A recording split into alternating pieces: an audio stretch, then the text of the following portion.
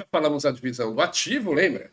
Nós vimos que o ativo ele se classifica em ativo circulante, que é aquilo que a empresa tem em dinheiro, e tudo aquilo que ela espera transformar em dinheiro nos próximos 12 meses. E temos o ativo não circulante, que se divide em realizável a longo prazo, imobilizado, intangível e investimentos. E agora nós vamos falar da divisão do passivo. Vamos lá, tá? Que é mais simples do que a divisão do ativo.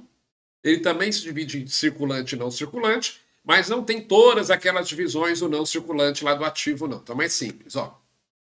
Então nós temos lá o passivo, que são as obrigações da entidade, não é isso? Todas as dívidas da entidade ficam no passivo. Ele pode ser circulante ou não circulante.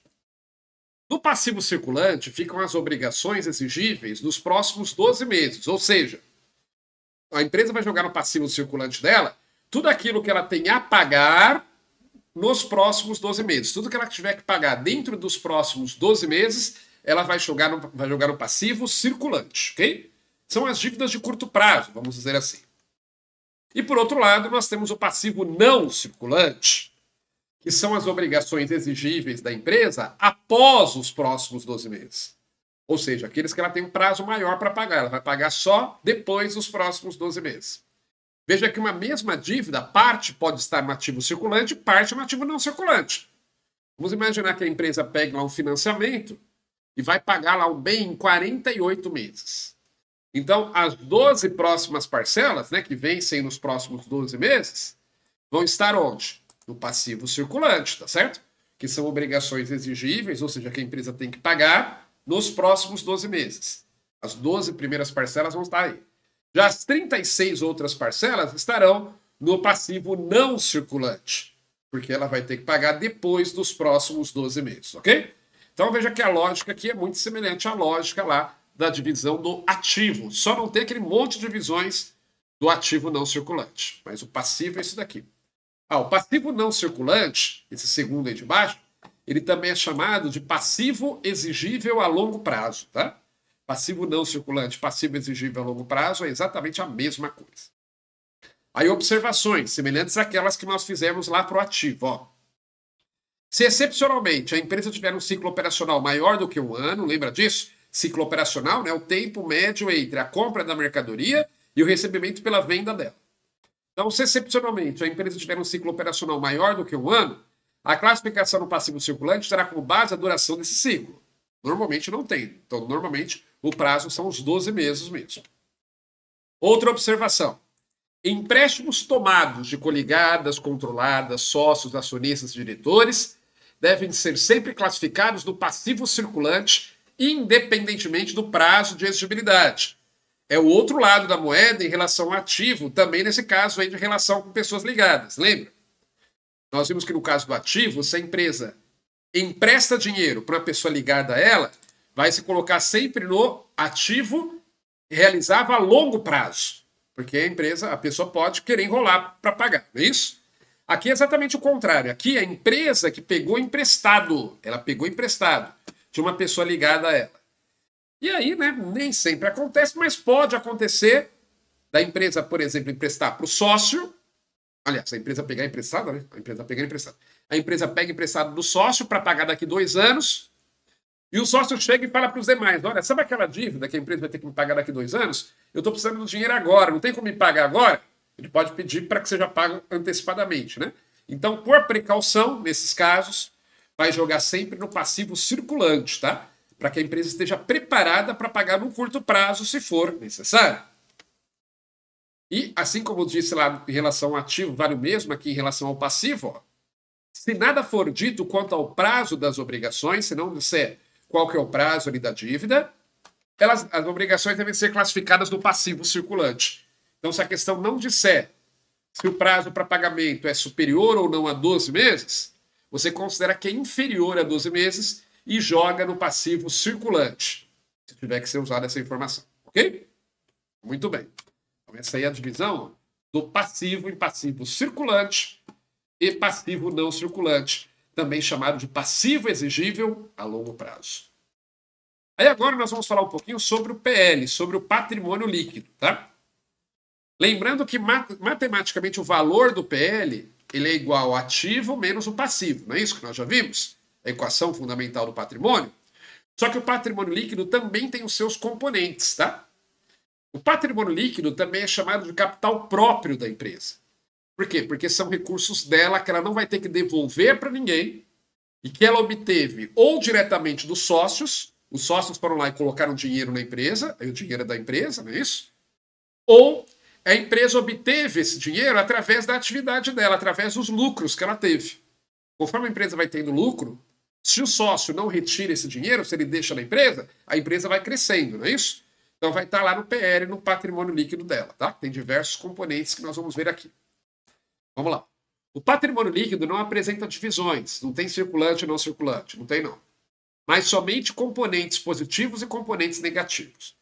Aí, por óbvio, né? Os componentes positivos do patrimônio líquido aumentam o patrimônio, ou seja, aumentam a riqueza da entidade, e os negativos diminuem, tá? Então, um componente positivo no patrimônio líquido aumenta o patrimônio líquido. E lembra que o patrimônio líquido é a riqueza da entidade? Ele mede a riqueza, né? Então, os componentes positivos do PL aumentam a riqueza da entidade. Mas, por outro lado, o patrimônio líquido também tem componentes negativos. E aí eles diminuem a riqueza ou patrimônio líquido da entidade. Ó, aí vamos ver exemplos de componentes positivos do patrimônio líquido. Ó, não é para te tranquilizar, não é para você se preocupar em decorar isso aqui agora, tá?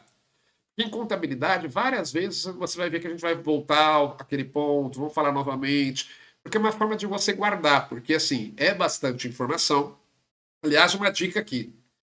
Né? Quantos alunos meus já falaram isso? Professor, eu só aprendi contabilidade mesmo depois que eu vi a segunda ou a terceira vez a matéria. E eu falo, isso é totalmente normal. Por quê? Porque contabilidade é meio que continuação uma coisa da outra. É igual matemática. Se você não sabe somar, você não vai saber depois fazer expressões numéricas, resolver equações primeiro e segundo grau e por aí vai, não é isso? Então você tem que saber a parte anterior para poder avançar, senão você trava. Contabilidade é a mesma coisa, meio que uma continuidade. Então, às vezes, o aluno ele tem dificuldade de alguma coisa lá no início. Aí isso atrapalha lá na frente, ele não entende lá na frente. Aí ele volta para ver a matéria de novo, aquilo que ele não tinha entendido antes, ele entendeu agora. Aí lá na frente ele entende melhor, tá? Então é normal, né? Não é só com você, fique tranquilo que isso acontece, tá? Eu também, né? Sou auditor fiscal da Receita Federal, mas não sou formado em ciências contábeis. Aprendi contabilidade na raça, na prática, fazendo exercícios, né? Vendo aulas. Então, o que acontece? Eu também, no começo, né, falava, meu Deus, é muita informação, não vou guardar nunca. Você vai ver que é tranquilo, com o tempo você vai pegando a lógica, você vai pegando o jeitão da coisa, e daqui a pouco você às vezes nem lembra direito o porquê, mas você sabe como resolve a questão da prova, tá?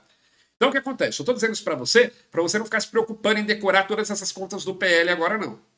Em um outro momento vamos voltar nisso, mas só para saber que elas existem, tá? Então, olha só. Nós temos alguns componentes positivos do PL. Por exemplo, o capital social. O que é o capital social? É o capital que os sócios prometeram entregar para a sociedade. Quando você abre uma empresa, você não reserva uma parte do seu patrimônio e entrega para a empresa? Sim. E aquilo vai compor o capital social dela. Tá? Reservas de lucros, que são valores que a empresa teve a partir de lucros de períodos anteriores. Então, conforme ela vai tendo lucro, ela pode, ao invés de distribuir para os sócios, deixar em reservas de lucros. Isso vai aumentar o patrimônio líquido dela, a riqueza dela. Existem as reservas de capital, que são valores que a empresa recebeu diretamente dos sócios. Não foi decorrente das atividades dela. Não foi decorrente de lucros que ela teve. Não. Os sócios foram lá e injetaram dinheiro direto na veia da empresa. Entra aí em reserva de capital. Professor, não ia entrar em capital social? Entra no capital social normalmente quando o sócio abre a empresa. Mas depois normalmente vai entrar em reservas de capital, tá? O que mais? Lucros acumulados, que também, como o próprio nome diz, são lucros acumulados de períodos anteriores, que se for uma empresa pequena, ela pode deixar em lucros acumulados. Se for uma empresa grande, a legislação obriga ela a jogar em reserva de lucros ou aumentar o capital com aquilo ali, ou então repassar para o sócio, tá? Nós vamos ver mais para frente que empresas grandes e sociedades anônimas não podem deixar o lucro em lucros acumulados. Eles têm que dar uma destinação.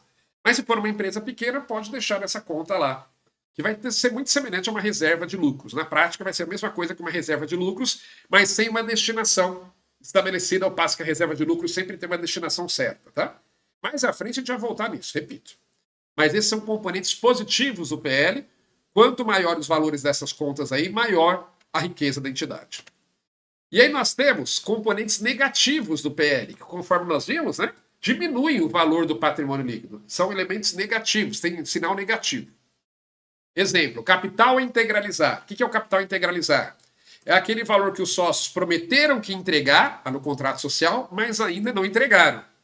Então, se ele não entregou, isso vai. Quanto mais o sócio não entregou, mais isso reduz a riqueza da empresa, né?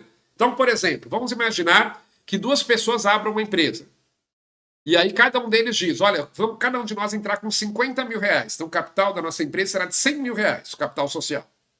Só que enquanto eles não entregarem, o capital a integralizar também vai ser de 100 mil. Ainda falta integralizar. Integralizar significa entregar o dinheiro, né? É o mesmo capital a realizar, é a mesma coisa. Então, enquanto eles não entregarem, a empresa está com zero.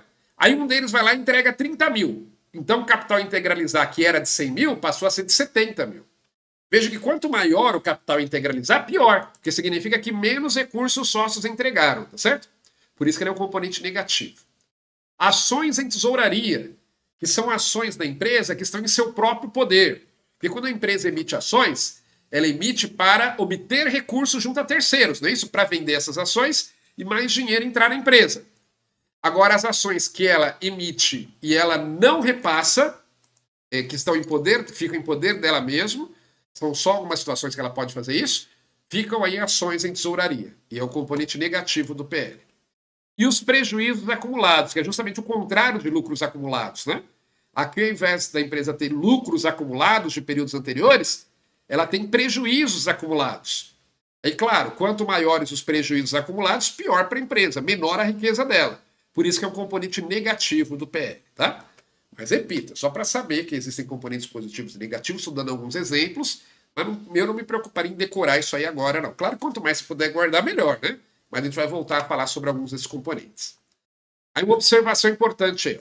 Algumas contas do patrimônio líquido podem apresentar saldo positivo ou negativo, dependendo da situação. Como, por exemplo, lucros ou prejuízos acumulados, que aí está dizendo, não é necessariamente só lucro, nem necessariamente só prejuízo acumulado, é lucros ou prejuízos acumulados, tá? Tem empresa que usa essa conta. E tem empresa que faz separado. Não, eu quero uma conta para lucro acumulado, eu quero outra conta para prejuízo acumulado. Ela nunca vai ter os dois ao mesmo tempo, a gente vai ver mais para frente. Ou tem lucro acumulado ou tem prejuízo acumulado. Então tem empresa que prefere ter duas contas separadas. Uma para lucros acumulados, que é positiva, e outra para prejuízos acumulados, que é negativa. Tem empresa já que diz, não, eu quero uma conta só, e se tiver lucro acumulado ela vai ficar positiva, se tiver prejuízo acumulado ela vai ficar negativa. Aí é uma conta de natureza mista que a gente fala, tá? E também ajustes de avaliação patrimonial, que eu nem vou explicar aqui agora, mas é um tipo de conta que também pode ter valor positivo ou negativo, mas são exceções. Normalmente a conta ou só tem valor positivo ou só tem valor negativo. Essas duas aí são exceções de contas que podem ora apresentar valor positivo, ora apresentar valor negativo, ok? Muito bem, com isso então chegamos ao final aqui de mais um bloco em que falamos sobre divisão do passivo exigível e falamos também sobre os componentes do patrimônio líquido. Falamos de componentes positivos e componentes